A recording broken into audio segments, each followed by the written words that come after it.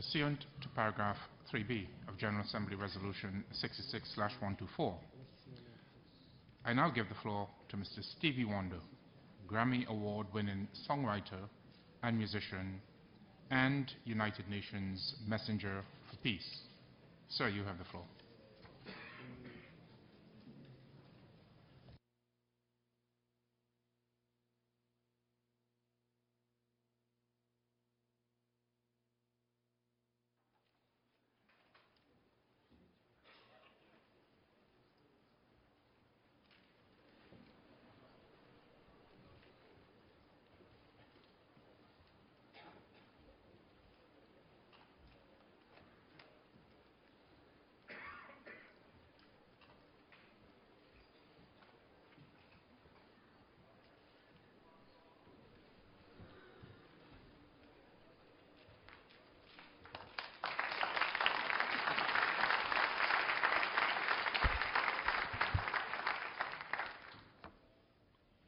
Good morning,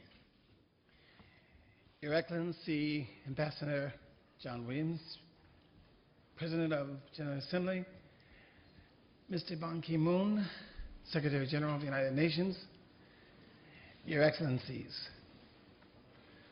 representatives of civil societies and organizations of persons with disabilities, ladies and gentlemen.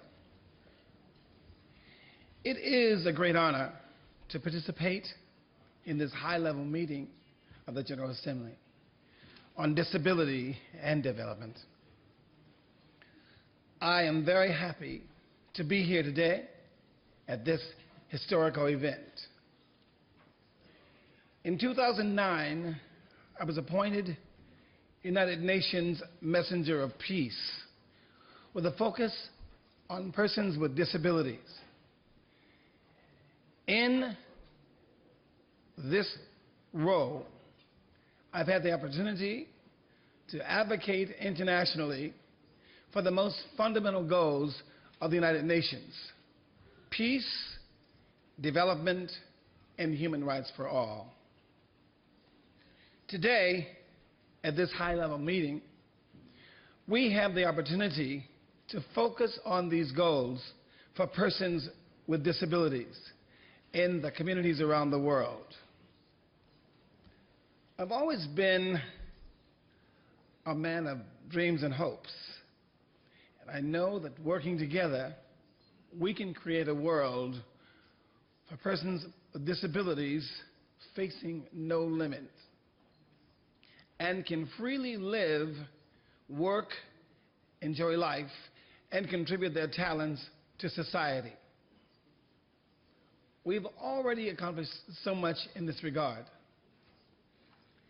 Just 2 months ago, I traveled to Morocco to participate in the diplomatic conference to conclude a treaty to facilitate access to published works by visually impaired persons and persons with print disabilities.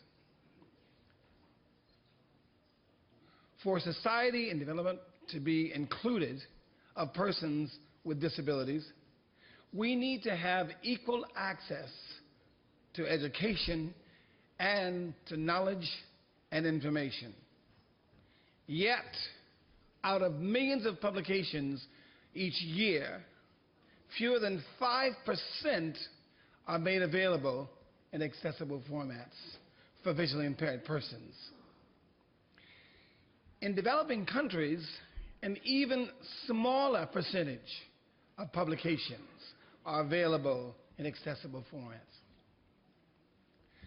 The Marrakesh Treaty, as it is called, will greatly expand the availability of artistic and literary works in accessible forms, such as Braille, large print text, and audiobooks. This can make a real difference in the lives of the world's more than 300 million visually impaired persons. Excellencies, 1 year ago, in October 2012, during the commemoration of the 67th anniversary of the United Nations, I gave a concert at the General Assembly Hall.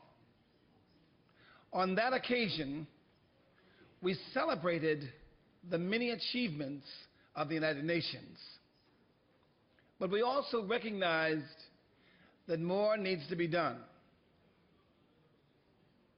We need to make sure that real participation and voices of persons with disabilities are included in everything we do for peace and development around the world.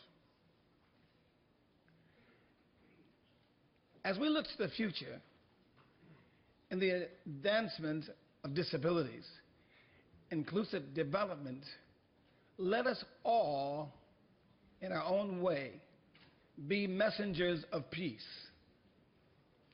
Many of us here in this room are already working to create that world inclusive of all. I want to share a story with you that's personal to me. And it's kind of how I ended up here today. I was blessed to have a mother who allowed me to discover the world. And from discovering the world and discovering that around me, I took chances. Some of those chances she was against, but she believed that I would not be irresponsible. And she always said to me, if you do something that's out of what I've said, you will get the belt. Now, I'm sure you all know what the belt is. But obviously, one occasion I took the chances of maybe it turning out good in the end. And that was, I had a little thing that I did with my friends where I would sing in the alley, and I would sing different songs to a person who was a very spiritual man. And every time he would see me and my friends in the alley, we would be saying, sort of bad words to each other and talking crazy. Every time I would see him come, he'd say, Steve, Stevie, your voice is much better than that than to be using it for bad things. You should sing wonderful gospel songs. And I would say, you're so right, Mr. Hines. Life is so good to me.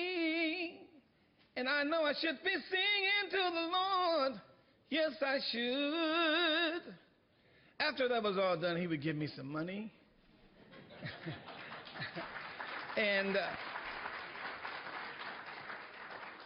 I would go to the store with my friends. We'd get candy. And so this one particular time, I was hearing this music from a few blocks away.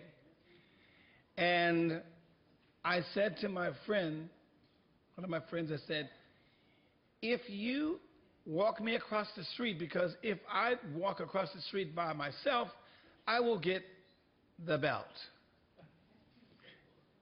And so he didn't want to see me get the belt either, and I didn't want to feel the belt. Therefore, he did walk me across the street, and we walked a few blocks, and there were two people playing the guitar. And I so happened to have my little bongo drums, and it was from that I was able to meet the cousin of one of the members of the group, Smokey Robinson and the Miracles, who obviously was with Motown Records. And it was from that Ronnie White made it possible for me to have an audition at Motown where Berry Gordy discovered me. Now, the truth of the matter is, through me being able to have this opportunity of being discovered at Motown, I was able to, through the goodness of you, appreciating the music that I had done, was doing, make it possible for the dreams that I had and prayers for my mother to come true, but as well to be able to have various things that were not accessible and available to me, available economically. And through traveling in the world, I was able to see and meet various people of various countries and discover the various technologies.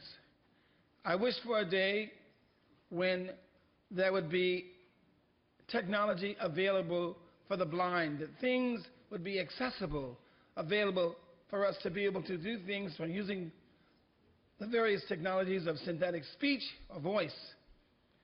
Well, we've been very fortunate in that this has moved to that place.